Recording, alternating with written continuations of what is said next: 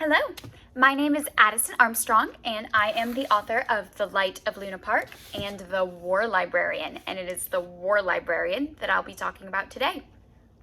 So this is a dual timeline historical fiction novel, and the first timeline takes place in 1918, and it centers on Emmeline Balakin. She works at the Dead Letter Office in DC, and it's the perfect job for her.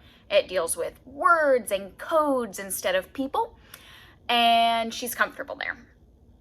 Until a letter comes across her desk and she breaks the rules for the first time in her life to read this letter from someone she knew many years ago.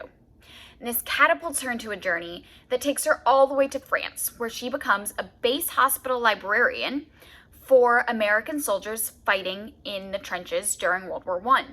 And it's her job to prescribe books to these men to serve as the librarian while they stay at the base hospital.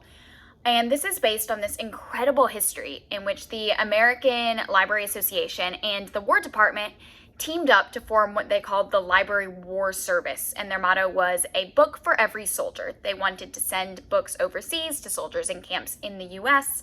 And it was this massive undertaking. The whole public got involved. Kids would go door to door asking for book donations. And I thought that was just magical. You know, this absolute conviction that what these soldiers needed so badly was books, because I grew up, feeling the same way. I needed books. I needed libraries. And we have a newspaper clipping, my parents in their house in Florida, and it's a picture of my sister, me in our footy pajamas at story time at the library with our teddy bears tucked under our arms. So I just found this history magical. And then I continued researching it, and I found that there was a less magical part.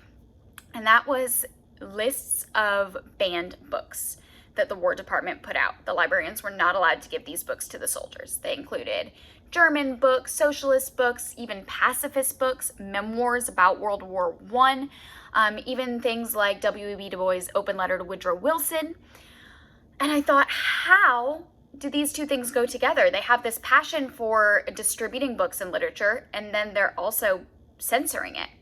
And as I wrote Emmeline's story, and she has to grapple with this too, I started to realize that both of those ideas or actions, even though they seem contradictory, come from the same place. And that's the idea, the knowledge, the understanding that books have power. That's why the American Library Association wanted so desperately to provide them to people.